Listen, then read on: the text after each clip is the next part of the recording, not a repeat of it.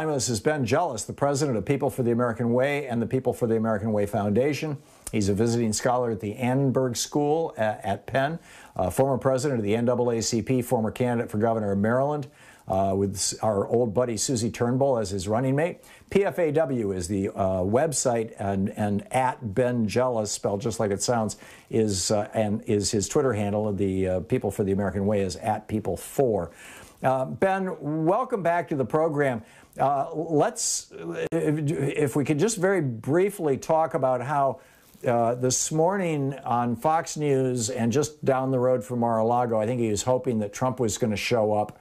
Ron DeSantis, the governor or the emperor of Florida, signed a massive voter suppression bill.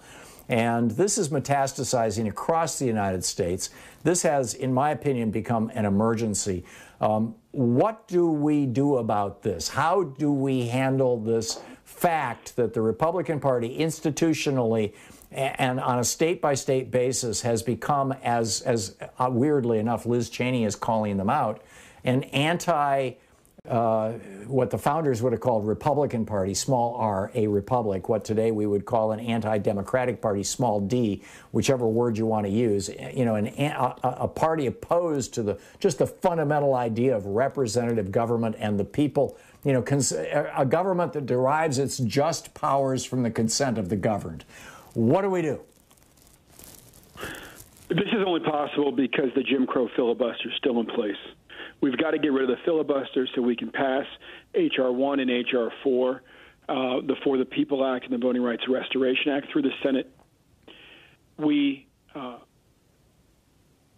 you're in a situation where you have this type of crisis in a republic, in a representative democracy, the only cure is federal voting rights bills and getting them passed, frankly, on an emergency basis.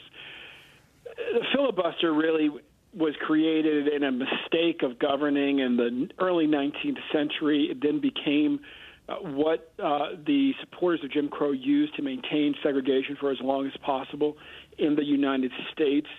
It needs to go. There is nothing sacred about the filibuster. There's no reason why majority rule should not apply to the U.S. Senate as well. It is what governs our democracy in almost every other aspect of our democracy. There's no reason why we should need 60 votes in the Senate. We need to get rid of it, pass the For the People Act, that's H.R. 1, pass the Voting Rights Act, that's H.R. 4. It's the only thing that we can do to shut down what is now a massive voter suppression omnibus bill rolling through Florida, rolling through Texas, precisely because the Republican Party would rather remain to the far right of Attila the Hun rather than actually compete for more moderate voters, right, people of color, etc. So, Ben, there are a couple of Democrats who are saying, you know, we kind of like the filibuster. My proposal was, okay, cool, we'll give you a filibuster. Let's do it like Jimmy Stewart. You can, as long as you've got 40 members on the floor and you're talking, you can hold up the Senate. But when you run out of things to say or you drop down to 39 members, it's all over and there's going to be a vote. Is there any discussion about kind of compromise stuff like that where you can still have something that's called the filibuster so that Joe Manchin can say, yes, we're still a great deliberative body? I just don't see a way out of this other than something like that. What's the conversation? We have about a minute and a half, by the way, before we're going to get hit with a hard break. Yeah, no, look, you know, doing it like Jimmy Stewart is certainly an option. And there are some advantages to that as far as the American people being able to see for themselves the BS that the racist rhetoric that the Republicans use. What we have to get rid of is this coward's filibuster where a bill simply dies.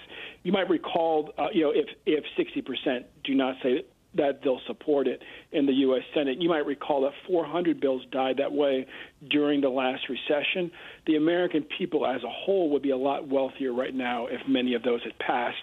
That is why, that is the legacy of this coward's filibuster that we have right now, this Jim Crow filibuster. Right.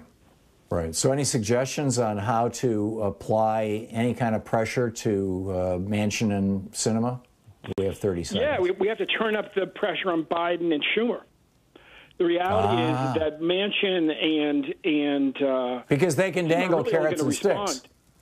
Yeah, they're only going to respond really to the President of the United States and the Majority Leader of the U.S. Senate and Kamala Harris in between as both the President of the Senate and the Vice President of the United States. And they need to hear from us clearly that there is absolutely no out of this. We've got to get this through. Right. And the filibuster. Yeah. There you go. Ben Jealous.